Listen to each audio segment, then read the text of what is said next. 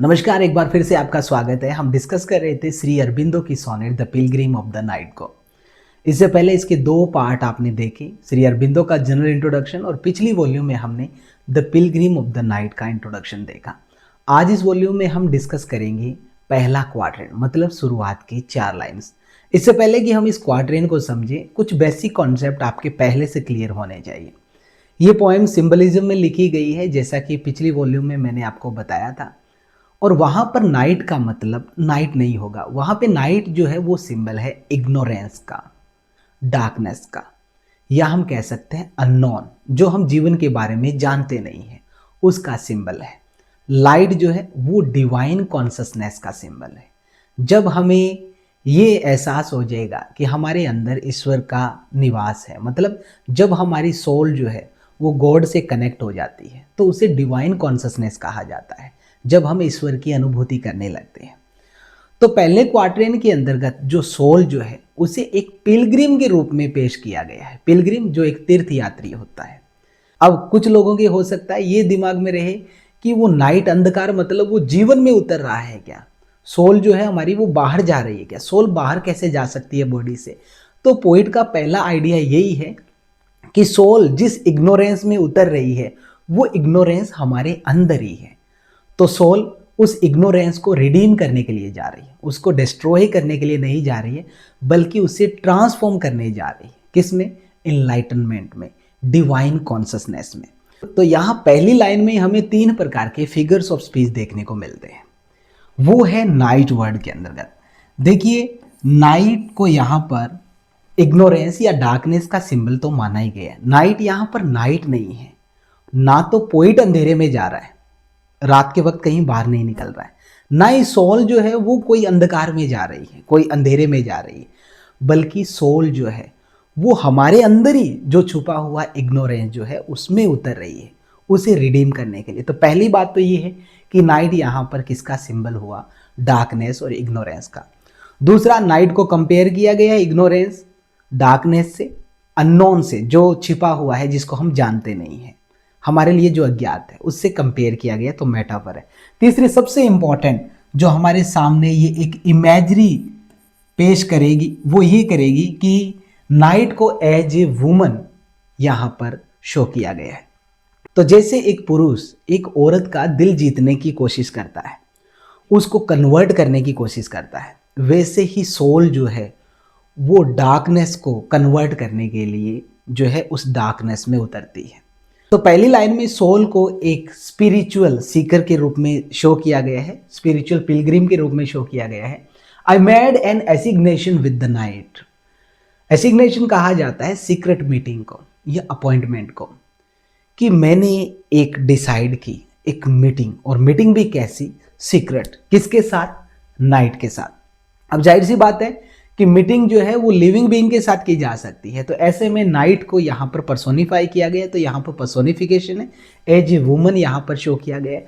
दूसरी सबसे इंपॉर्टेंट बात जो ये वर्ब यूज की गई है, आई मेड, आई डिसाइडेड, मैंने डिसाइड किया है।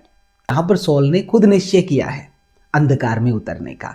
It's not a fall from grace, ये कोई फॉल फ्रॉम ग्रेस नहीं है, ध्यान रखिएगा। फॉल फ्रॉम ग्रेस क्या होता है? जब कोई आदमी बढ़िया होता है और अचानक ऐसा काम कर दे कि वो ईश्वरीय कृपा से गिर जाए, तो उस गिरने को फॉल फ्रॉम ग्रेस कहा जाता है। So it's not a fall from grace, it's a voluntary action. Poet की जो सोल जो है वो अब इग्नोरेंस के साथ अपनी एक मीटिंग तय करती है, और उसके पीछे उसका इंटेंशन है उस इग्नोरेंस को, उस डार्कनेस को रिडीम करना, ट्रांसफॉर्म करना डिवाइन कॉन्शसनेस में। अरबिंदो की ये फिलॉसफी है कि हमारे अंदर ही अज्ञानता है, हमारे अंदर ही ज्ञान है, बस हमारे पास जब डिवाइन कॉन्शसनेस आ जाएगी तो हम उस अज्ञान को ज्ञान में परिवर्तित कर सकते हैं। तमसो माँ ज्योतिर्गमय, जिसको संस्कृत में हम कहते हैं। पहली लाइन में सोल को एज ए स्पिरिचुअल सीकर के रूप में शो किया गया है, जो एक सीक्रेट मीटिंग डिसाइड करता है नाइट के साथ। देखिए, पोइट ने एसिग्नेशन वर्ड को चुना है, यहाँ पर सीधा मीटिंग भी यूज किया जा सकता था, लेकिन सीक्रेट मीटिंग क्यों है? क्या ये कोई सैम्पल एक्शन है जो सीक्रेट मीटिंग की जरूरत पड़े? नहीं।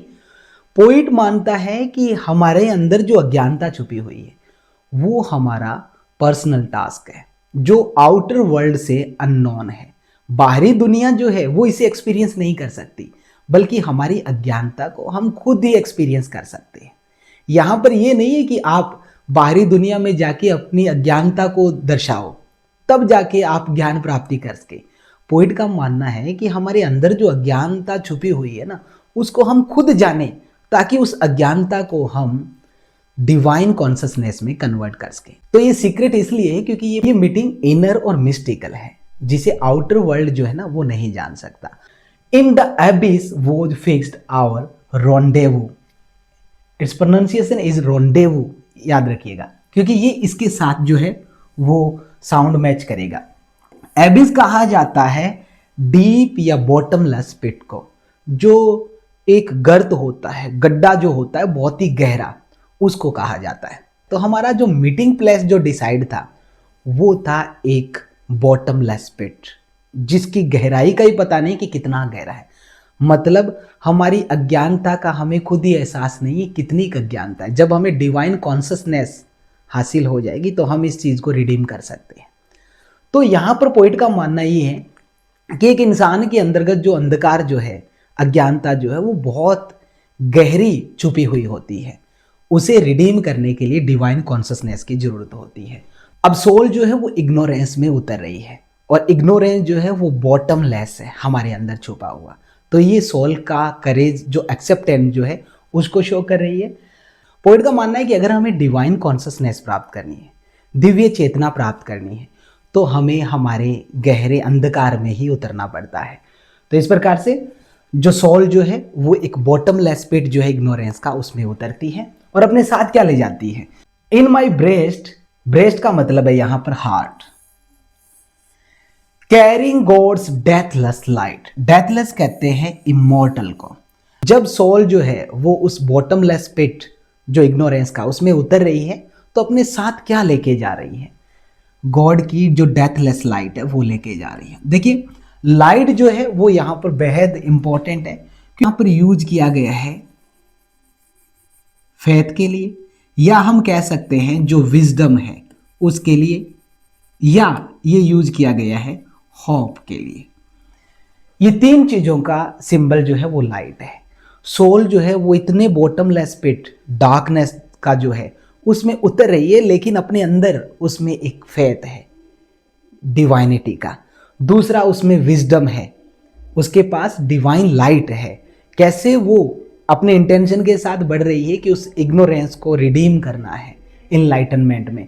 और होप, उसे उम्मीद है, जो ईश्वरीय कृपा जो है, गॉड्स ग्रेस जो है, उसमें उसे यकीन है, बिलीफ है। तो ये सोल का फेथ, विजडम और होप को रिप्रेजेंट करता है कि सोल जो बॉटमलेस पिट में जो उतर रही है वो अपने साथ एक लाइट लेके जा रही है, जो गॉड की डेथलेस लाइट है, जो कभी खत्म नहीं हो सकती, हमेशा उसके साथ रहती है, क्योंकि उसका यकीन जो है वो कभी नहीं डगमगाता, ना ही उसकी जो विजडम जो है वो हिम्मत हारती है। तो इस प्रकार से विजडम, फेथ और होप के लिए यूज किया गया है।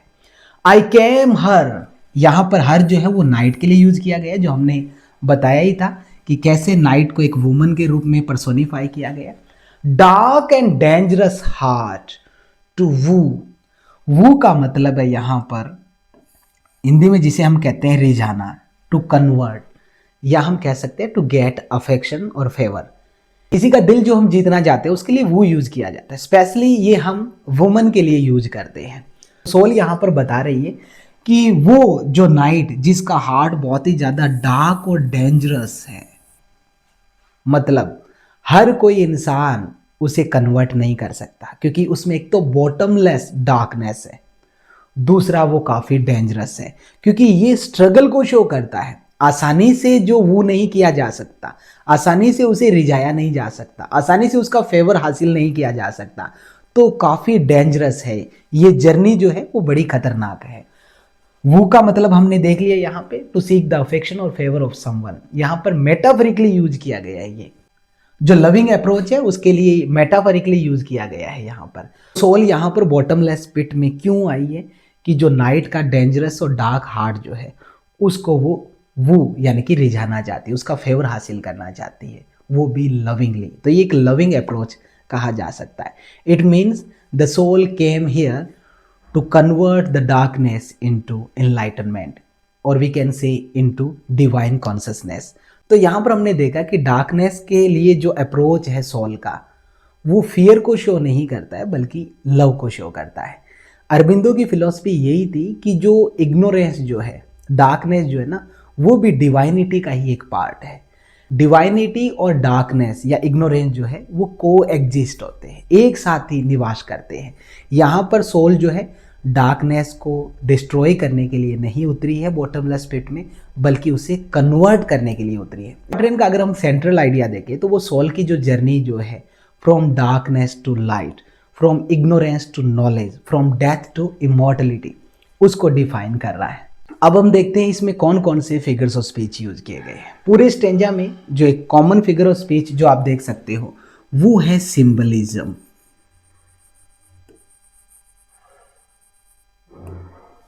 सिंबलिज्म यहां पर है, नाइट सिंबल है इग्नोरेंस, डार्कनेस, अननोन का, और लाइट यहां पर सिंबल है डिवाइन कॉन्शसनेस का। तो यहाँ पर सिंबलिज्म पूरे क्वार्टरेन में हमें देखने को मिलेगा, पूरे स्टेंजा में देखने को मिलेगा। दूसरा मेटाफर हम देख सकते हैं कि नाइट को जो है वो एक वुमन के साथ कंपेयर किया गया है यहाँ पर। तो दूसरा फिगर ऑफ स्पीच अगर हम देखें तो यहाँ पर है मेटाफर, और वुमन के रूप में इसे पर्सोनिफाई किया गया है। तो तीसरा फिगर ऑफ स्पीच जो हम देखेंगे वो है इसमें पर्सोनिफिकेशन। तो नाइट में हमें सिंबलिज्म भी देखने को मिलता है, इस लाइन में मेटाफर भी देखने को मिलता है और पर्सोनिफिकेशन भी देखने को मिलता है।